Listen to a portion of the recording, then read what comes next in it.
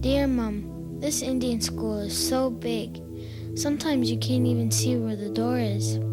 I keep trying to get out, and when I walk down the halls, I imagine you're in here somewhere, coming to get me and take me home. But I keep looking, and you're not there. I was 10 today. It was my happy birthday, but I don't feel too happy.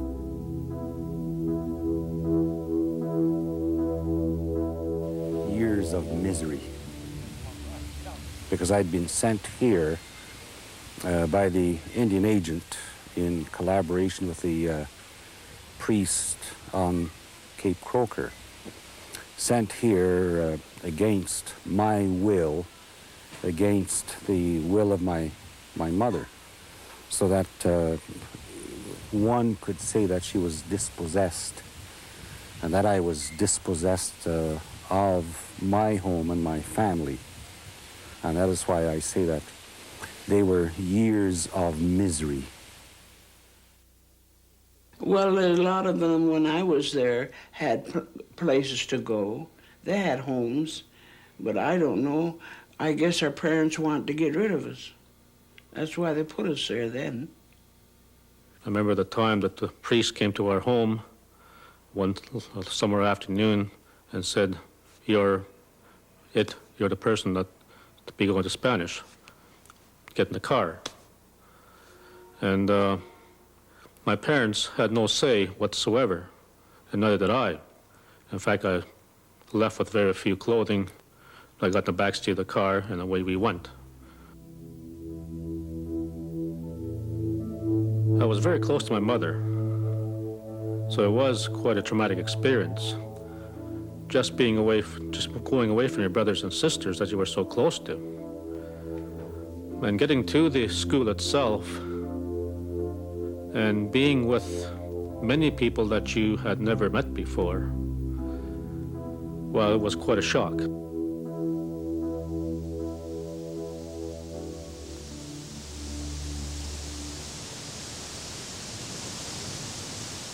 The school was built in 1924, and it was officially opened in 1925, and it operated as a boarding school for roughly 60 years. Towards the end of that time, it was a residence, and the students just stayed in the school and attended the schools off the reserve. And prior to that, it was operated by the Department of Indian Affairs and the Anglican Church of Canada as a joint operation. I started in kindergarten, and from that time on, I hated every bit of the school. I always wanted to get away, but we had no choice. We were told, if you don't go to school, your parents are going to get thrown in jail. Our school books are all written in English.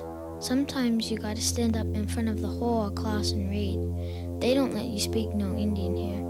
If someone gets caught speaking Indian, we got to start our cleaning up work sooner, like washing clothes and blankets and stuff like that. But that's when we talk Indian anyway. My first language was Ojibwe, so by the time I was growing up on the reserve, it was just Ojibwe all the time I was speaking. Then all of a sudden I get to a school, and they asked me in English what my name was. I did not know what they were saying to me. I remember the first time they came here, the priest took me upstairs and showed me where my bed was, gave me the number and the laundries. And then he said, go down there and play with the boys in the river. They're swimming. And I had never been near water in my life.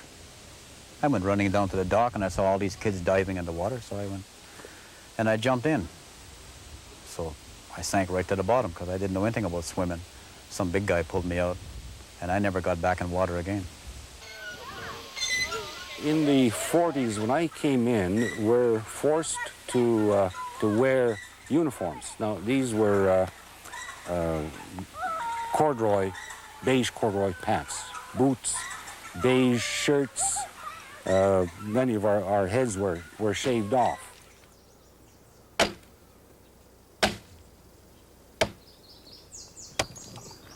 The boys looked after the farm and the cows and milking cows. They looked after all that. We didn't do anything like that. We worked half a day, whatever we were able to do. Now, some helped cooking, baking, some helped cleaning, like the rooms and the halls and offices, everything. We had to keep it clean. No, there was never anybody hired outside. We did it all. We were marched 2 by 2 to church in the morning.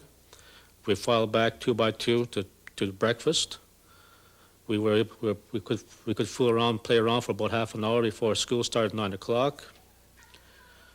From there on, it was just continuous classes until about 8 o'clock at night, except for, of course, lunch hour. At 4 o'clock, 4:30, we were off for about an hour and a half.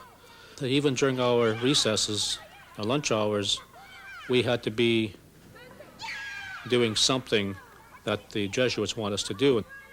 All the well-ordered fire drills that were conducted each Sunday fell apart. When that fire bell rang, all the boys ran to the fire escape window, and they were just a great big crowd.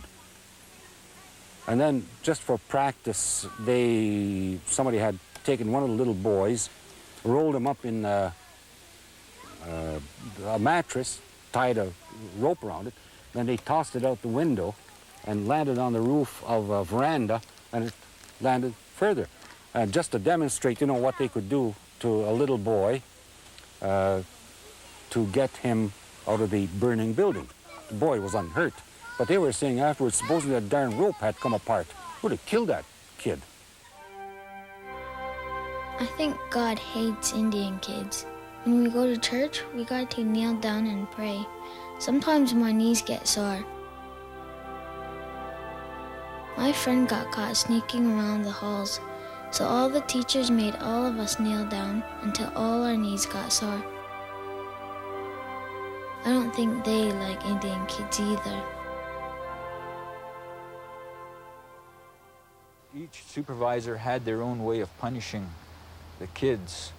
And the ones that I remember most were if somebody was running around at night and they didn't own up to it, then all the kids, even if they were sleeping, they had to get up out of bed and line up and bend over. And the supervisor would walk by with a pointer or a yardstick and whack everybody, whether or not they had anything to do with it. And then, these were, but that wasn't serious punishment. More serious punishment would be to go to the principal's office and get a strapping with, it was like a fan belt or some kind of an industrial belt. We had to kneel for 2-3 hours if we were bad at night. We had to wash steps with toothbrushes. Well, the principal, I guess, got kind of fresh with some. I don't know, it never bothered me. But that's what I heard after. I don't know how true it is. I can't say. All I know that there's one girl that got in trouble there. And she couldn't keep her baby. She took it someplace else to be raised. That same little girl is married and happy today. I know her.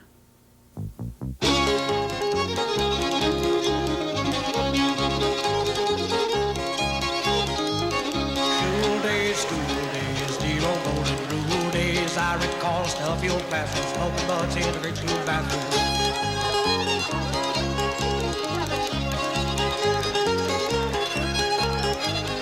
Bad days, sad days, propaganda, half days, sang my anthem, said my prayers, gave like hell to get out of there.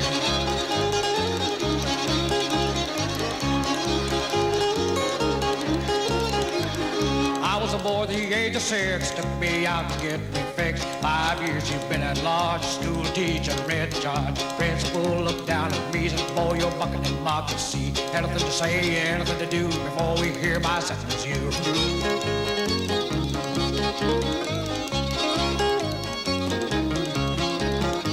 Well, you get 1 year for climbing trees, you get another one for catching bees. 1 year for spontaneity, you get another one for curiosity. 1 year for exploration, you get another one for imagination. 1 year for exuberance, you get another one for innocence. 2 years for ingenuity, and you serve them all consecutively.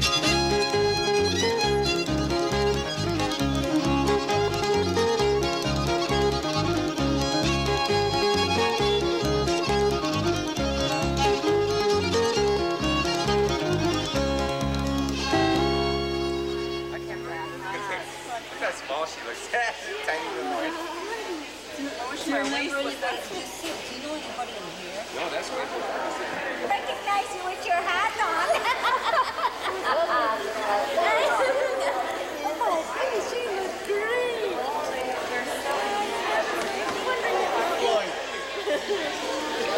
Oh, for goodness sakes. Garnier Residential School? Shish, I wouldn't go back to that damn place if you paid me to. A reunion at Garnier and St. Joe's? Oh, sir, I'd love it. Those were the best years of my life. Reunion, huh? Gee, I don't know. In some ways, that place was a bummer.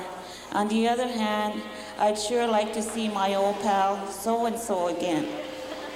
The responses to the idea of the reunion are so numerous and varied, as the people who attended Garnier and St. Joseph's residential schools in Spanish. And while the responses may differ, one thing remains constant: the question of Spanish.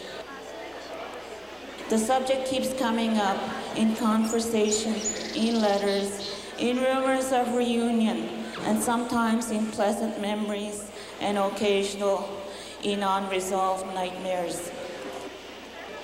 Perhaps the time has come to deal with it, one way or another.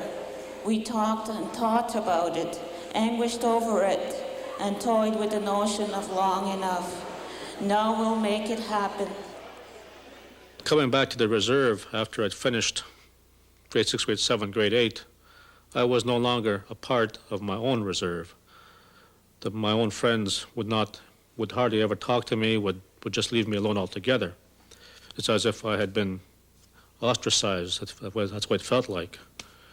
I tried to make friends with them again, but they wouldn't allow me. In fact, it got to be so bad that quite often they would try to fight me because I was no longer an Indian, I guess, in their eyes. I don't think there's anyone here who went to either one of these schools, in spite of all the good things that happened, did not have bad experiences. I am sure of that. And so we took as our motto for this weekend, healing, that it be a healing weekend. Everybody, come on, get your partners up. Back to back. This is the way you stand, this way. I want you to stand literally cheek to cheek.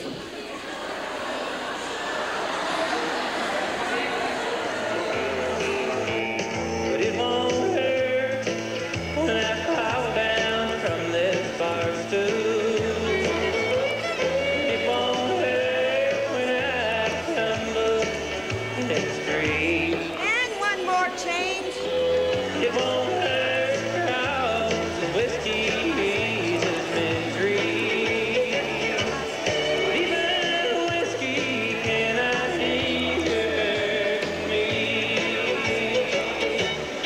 Even whiskey cannot hurt me. Give him a big hand. I think natives are pretty good-natured, generous people. And this is what made life livable, because all the other boys were good-natured. And so there would be boys who went out their way to make that boy welcome, to forget the pain of separation from his family.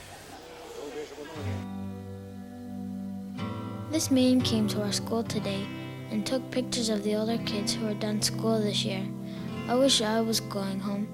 I feel real lonesome sometimes, even if I have friends here. I feel like running away.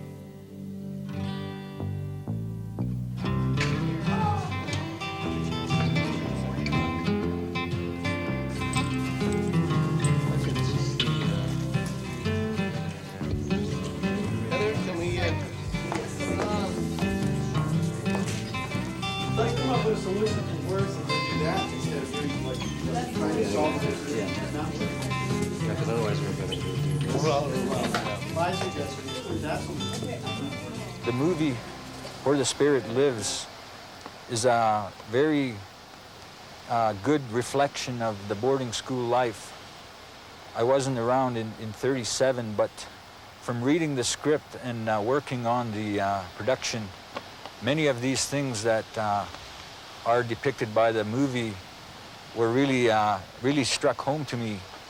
And when I first read the script, I was very emotional about the whole thing. You know, I could see all these things happening. What I'm saying is that the story is so powerful, and that power derives from the fact that it's real, that it's a true story that happened and has never been told before. Yeah, that was a little stronger there, you know, because you're getting ready to... Okay, here we go, please. Barry, walk away. Stand by, quiet. Okay, let's mind this eye line. Ready, just double check this one flag here. Okay, ready? Yeah. Donna? Yep. Stuart? Yep. Quiet, please. We're rolling. Roll, please. 396, take 3. Stand by. Camera. Action. What did Miss Appleby do with you? Nothing. She hurt you? No, it don't matter. If I tell Miss Willenberry, I should make her stop. No, don't tell nobody. But...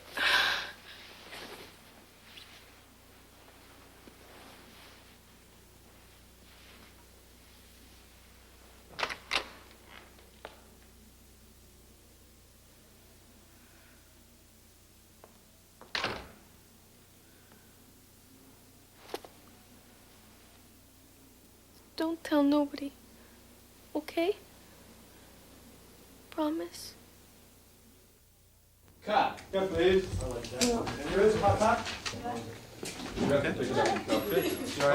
Second gate, please. Let's come in here. They arrive. It's emotionally incredibly violent on an emotional level. On physical violence, yeah, there's some beatings and all that, but I think it's that emotional cruelty on the kids that is going to have. I mean, that's very hard to watch in some of these scenes. It's a tough story. It involves violence and abuse of children, both sexual abuse and physical abuse. It's a tough story, but I also think it's a story that's it's about redemption too. It's about overcoming that kind of repression. We're just personalizing it so you can really understand through one little girl and one little boy exactly what happened to these people. And I think that's a function of drama to be able to do that. So I think on that level, this film's going to be, when you dramatize it, I think it's going to make it much more important. I think it's going to have a lot more impact on people. How does that feel?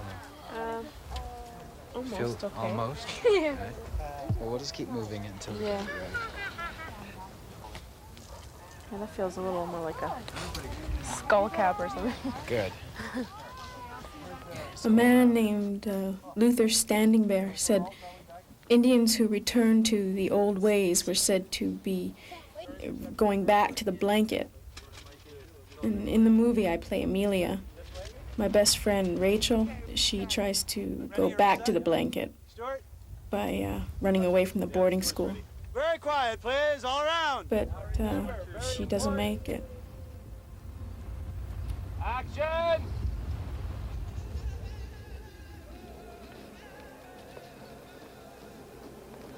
Goodbye, Rachel. Touch the sun. Become a star. Ayaw ninesta pat biobi. Ayaw spomo sa akin, nits the pimik sa akin. Takok sa umay kita kipanan. Ayaw kimit tokinan.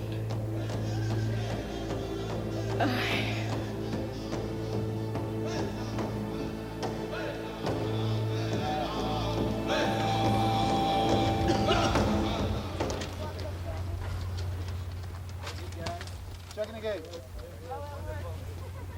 You know, you have to ask yourself, what sense does this make?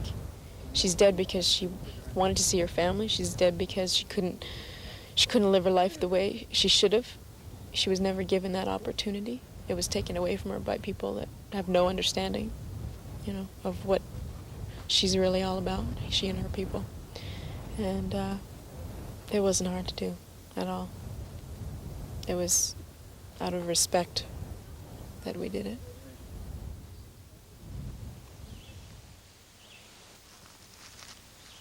Last Sunday, the priest said the world was going to end. It was going to burn up. He said we would be saved because we were in church. Then, he said a new city would come down from heaven where we would live forever. Maybe God doesn't hate Indian kids after all. You know, we talk about people taking our history. They don't take our history. We almost give it to them. It's up to us to write our histories. It's up to us to write our literature. We can't expect anybody else to do that because they're going to interpret our history, our literature, our culture and heritage in a West European way.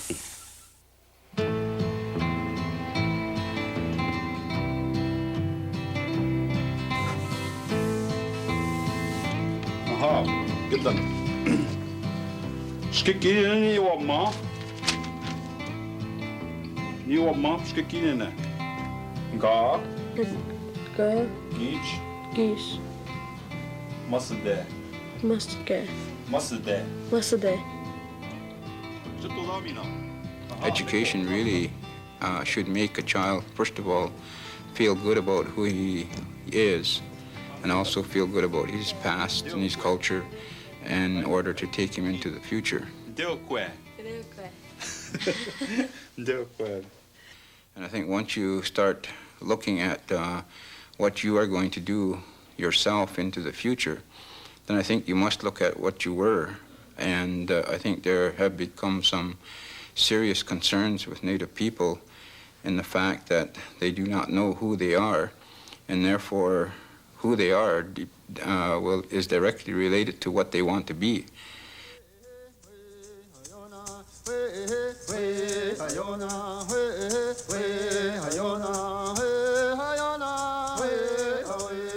The Spanish way of teaching our children at one time has really not worked. You can never really take a person's identity away. First, of course, it will hurt that person very much. He or she could not really belong in either world, and they're caught in limbo situation, walking a fine line between two vast different cultures.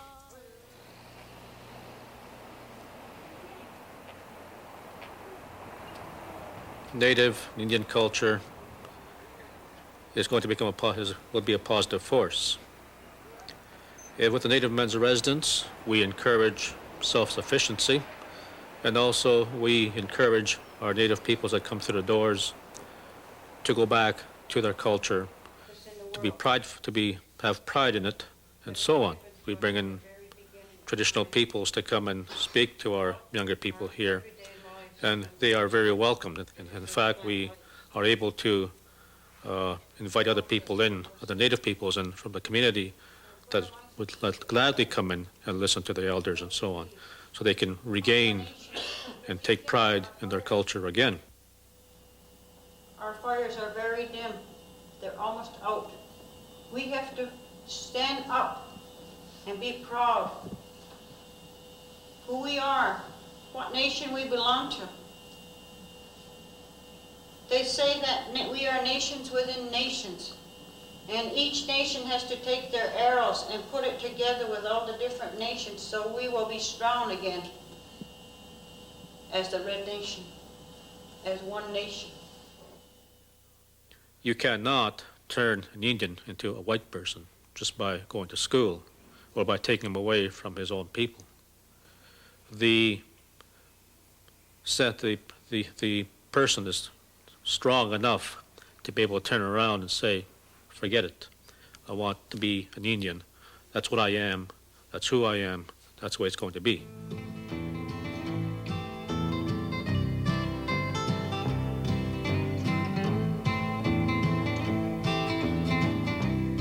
There are predictions in our culture and in our ways that say that the native will rise again in the world. So perhaps this is the beginning of it, but I feel it's an inner feeling of a person wanting to know who he is and wanting to know his culture and looking to his culture for that answer.